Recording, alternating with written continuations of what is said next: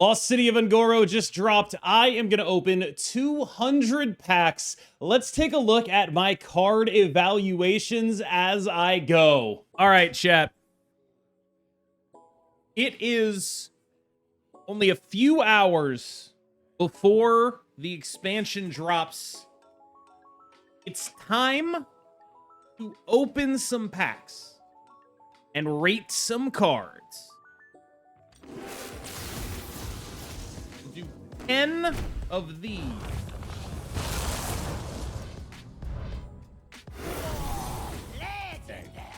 Whenever this attacks, deal 3 damage to the target first. Gain Hush on Kinship. Probably not good, but mostly because of what it costs, not because of what it does. Oh, it's like an armor smith thing. He is a Murloc, does make sense. I think this is likely the worst of the quests because it costs 10 million. And I actually like Ravasaur Matron. It just seems like a solid do some damage to people or like tempo play. Like that's the kind of card I like playing. I enjoy playing cards like Ravasaur. Another 10.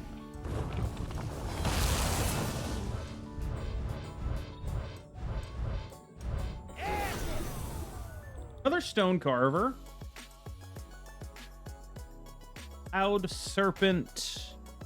That probably too expensive. Gold Story of Carnassa is actually, I'm shockingly excited for this.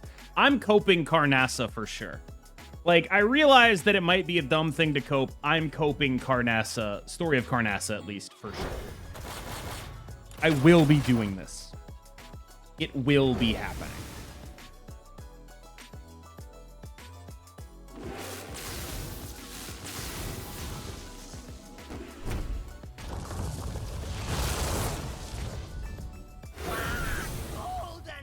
A gold, the food chain. And at least the Navigator is like the most hyped card in the set. Everyone has been excited about this. 0 people are excited about the Hunter quest, as far as I can tell. It is just like a weirdly hard thing to do, but I want to play this quest. So I am actually happy that I got this, even though I think it is going to be absolutely mediocre. I am happy that I got a gold food chain.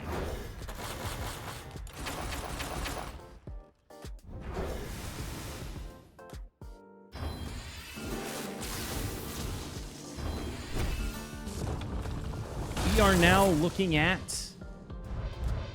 I thought I saw something cool happen here, and I was absolutely wrong. Story of the Waygate. Brave Dawn Void Bulb. On a 4 cost and give it taunt. That's actually reasonable. I imagine Shadow Priest probably isn't. I'm just putting in mind of the Druid card, which is pull a 4 from your deck, which I think is just probably much, much better. I was actually kind of impressed with Aggro Shaman. This is maybe relevant in the new token Druid deck. And I find it, like, this is good value, but the randomness of it, I guess if you're playing Discover Mage, you're already sort of baked into the randomness. You've already accepted that that's just what your fate is going to be.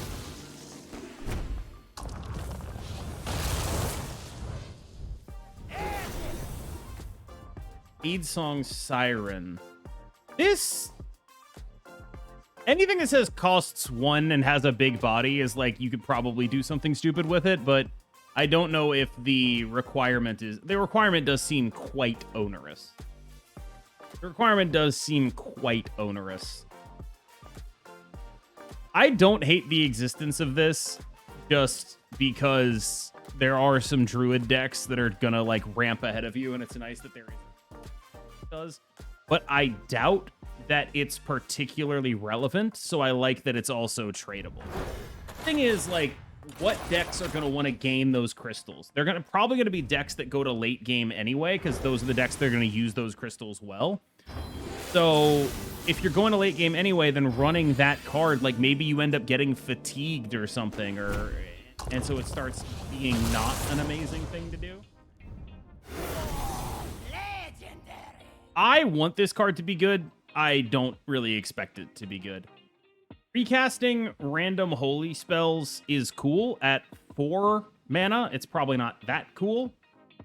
There's no way, again, this is a card that I want to be good, but I doubt that it is. The Rogue Quest is just such a... It's pure Rogue. It's crazy to come back to Hearthstone, and back in Hearthstone, you're just like, okay, they're doing Ungoro again, and they make another Rogue Quest that is just like, it looks like the worst thing on Earth, but everyone kind of thought that about Crystal Cave back in the day until that happened too. This... Not nearly the WinCon Crystal Cave was, but it is just incredibly Rogue. Shuffle Rogue. What an incredible thing to do.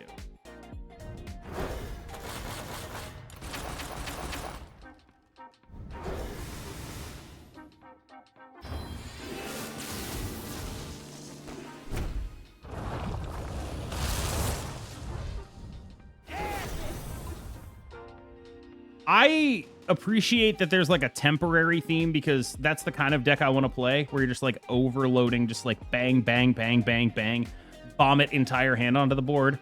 But I worry that it's hard for there to be a good quest Warlock deck, because the Warlock quest wants you to play temporary minions. I worry that that's hard to pull off just because you end up running a bunch of medium cards. I hate this card deeply, much like every Death Knight card. I despise it. This is a shockingly interesting card, because if you have a clear board, it is 6 to the dome. If you are able to, there's an elemental that gives the fire spell you draw with it +2 spell damage, and then suddenly it's like 12 to the dome. And when you're doing 12 to the dome, that's really interesting. I am not like overly opposed to the existence. I am overly opposed to the existence of this card, but luckily it doesn't seem very good.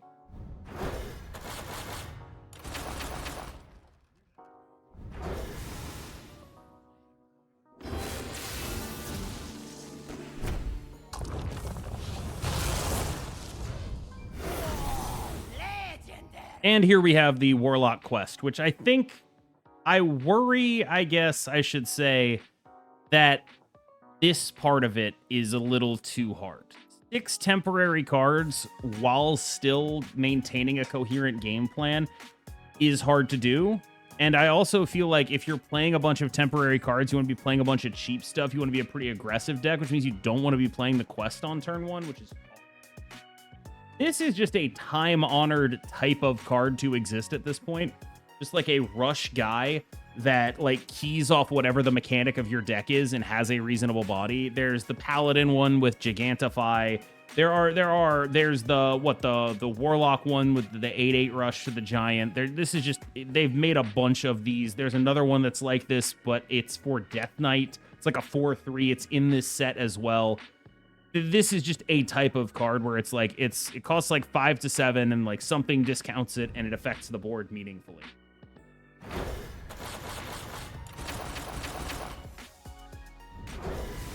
And everyone loves affecting the board meaningfully.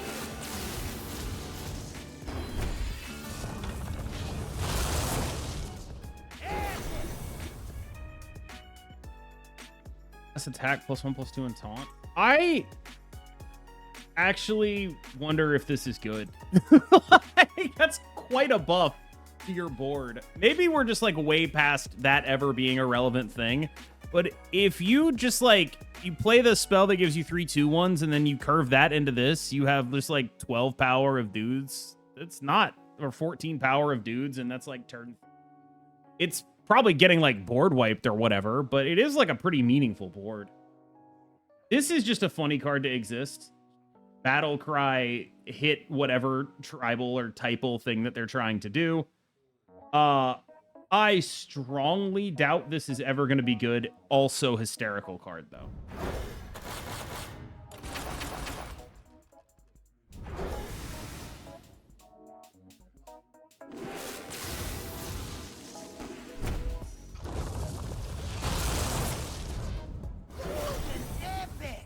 Talked about this one earlier. We talked about this one earlier. I have never seen this. A friendly minion +4/+. Oh, it's a... They're doing... Oh, God. Spike Ridge Like that's the callback here. That was 2/6 summon the Stegodon when it dies, I think. Right? For 6. That card was playable back in the day. Deal 3 damage to a minion and all others of the same minion type. That is probably good. Like, it might not always be relevant, but in the matchup where it is relevant, it is absolutely devastating. Unfortunately, I think a lot of the aggro decks right now are menagerie decks, jug decks that are, like, explicitly not overly typing. So it's probably not like a board wipe a lot of the time, but it'll hit like 2 things. Okay, this is where I reveal myself to be an idiot. Is this guy not like kind of good? Like, I realize the answer is no, you know, like Zilliax and stuff like that. It's like, I get it. Like, there are better 9s. But I am genuinely, shockingly compelled by the text this card has. I wish he did not cost 9. Like, that is... When I look at this card, it's like, I love that effect so much. That is so sick. However, it costs too much to actually be a card I want to put in my decks. I suspect. Normally, I would be annoyed at warrior defensive tools, but I've moved on to being annoyed at DK defensive tools, so we're good. I don't think this is good, but that is an interesting battle cry.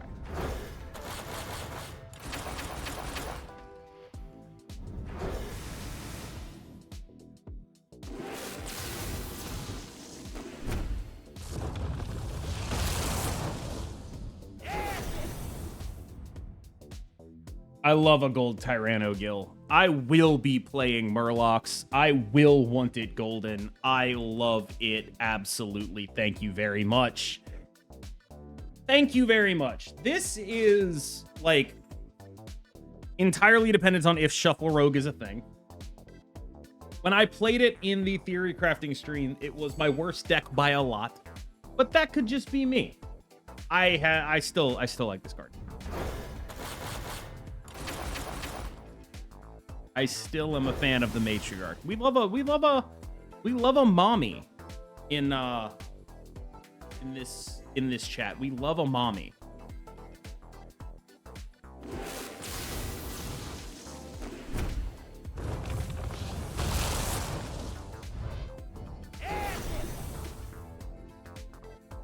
I like Stag Claw. I genuinely do. I am a fan of this. This effect has barely ever been good in any card game I've ever played. It just... Knowledge is typically pretty overrated because the better you are at the game, the more you know what's happening anyway, or the more it doesn't matter what you know, and it matters much more what they're doing. And, like, you know, knowing something, you know, that's cool. In Snap, I think that card might even be a little bit, like, actively good. But in Hearthstone, it's so much less about the range and so much more about you have to just, like, accept that things will happen to you. Mommy Milker Connoisseur. I guess. The Mage Quest gives you... Like, it doesn't necessarily say win the game at the end of it. But what it does say is accrue a bunch of value randomly. I suspect it ends up on the weaker side, similar to the Rogue Quest, but I could be wrong about both of those things.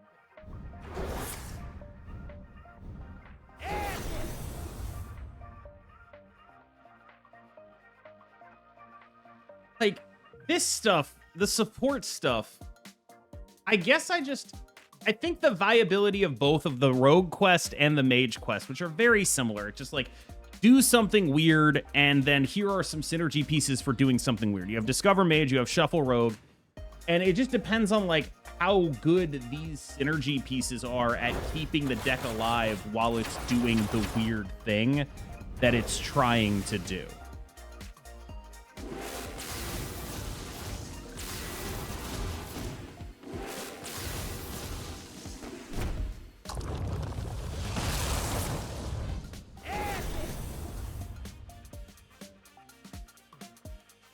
Supreme Dinomancy is a cool card because it combines like, oh, I'm really ahead on board. I'm playing +2/+2 to all my beasts in hand with the ability to be like a solid hand buff type of thing. But I feel like a lot of the time, if I'm really only playing it for one of those things, right? If I'm playing it as like Savage Roar, just buff my board, well, I'm probably just winning the game that turn. If I'm playing it as a hand buff, I'm probably not buffing a lot of things on the board, right? And so I feel like it's costed as if you are getting all three of those, because you technically are getting all three of those, but when you actually play it, I'm not sure you're getting all three of those.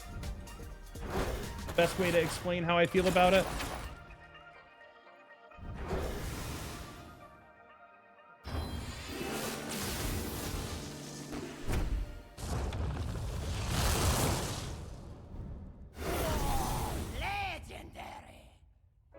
Okay, we'll start with this guy. This guy reminds me of the really bad Aviana from way back in the day. I am perturbed by his whole deal because it's like, yeah, I imagine that you'd be able to do something cool with this. But when like current spell damage druid can just like OTK you on like turn 8 or whatever, I don't know that this is going to be doing something better than that. I don't even know that it's going to be doing something better than current Aviana druid. And unless someone points out like there's some card that's like really stupid with this, I can't figure out why I would be playing it. Again, maybe that's a me thing. I know I got this one wrong. I asked a friend of mine, what am I missing about this card? They pointed out the answer was the Ceaseless Expanse. I am definitely wrong about this guy. My bad. Maybe that's all in my head. All right, we're going to open the last 18 right now. Full 18. Okay. Warrior Quest is the most throwback to original Ungoro, and as such, I like it very much. The reward gives you 2 of the original Ungoro quest rewards. The problem is, okay, you survive 10 turns. You get the 2 quest rewards. You have to play them too. And so it's just like, wow, there is so much. Like, I can see how that'll help you win a long game, but if you're being pressured down, I don't know. I like, you need to have some great control tools in order to make that make sense. And when I look at it compared to like Starship DK or something like that, I feel like it's just gonna end up not having as much upward pressure. If you're talking about a deck that'll basically just like let you get the quest off for free, I feel like those decks like will be able to not necessarily meaningfully pressure you, but like create boards that just cannot beat.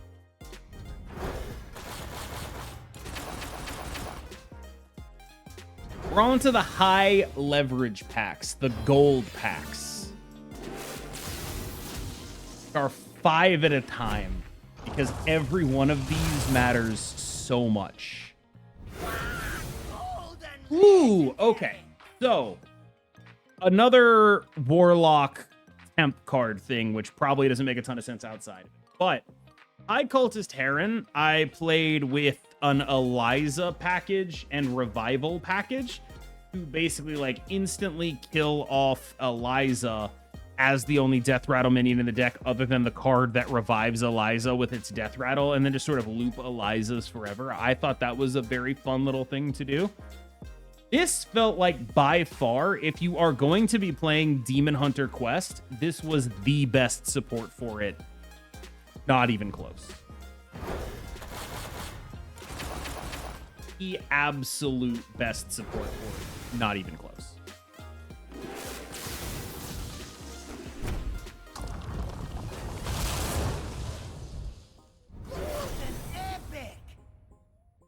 This card might be super messed up.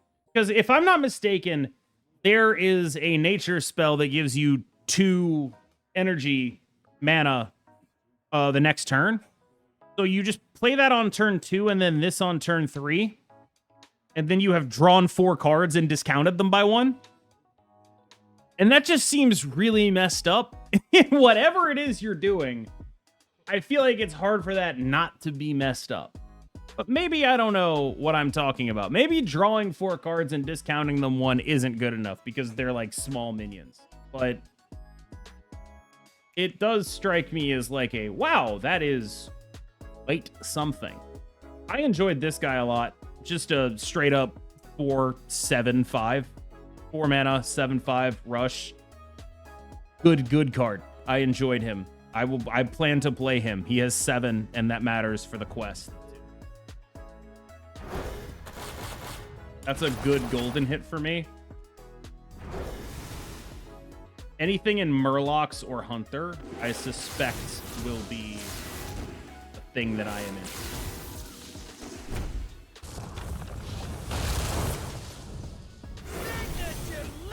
Oh, okay. Awesome. Put each minion in your hand into 0/1 jars that cost 1. Break them to release the minions.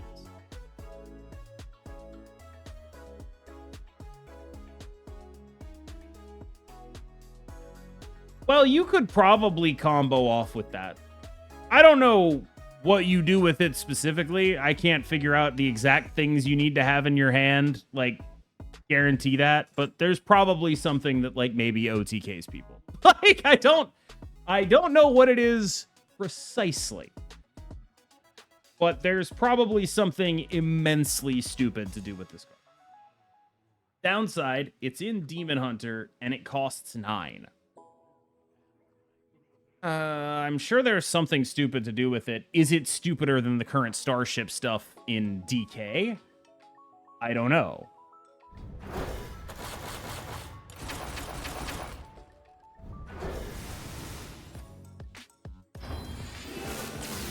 Opening 6 this time. It's a big deal. The last 6. Surely a legendary. Oh no, we got owned. Okay, that is great art. This is the first like art I've really taken notice of. The lightning strike here is very sick. I feel like the game is trying to get me to play rogue, and I don't want to play rogue. I don't want to do it. So that is our 200 packs. You think those were good packs? I personally do not know. I'd like to know what you think about whether they were good packs. Thanks so much for watching. I've been KMBest, and I will see you in the next one with some gameplay from the new Lost City set.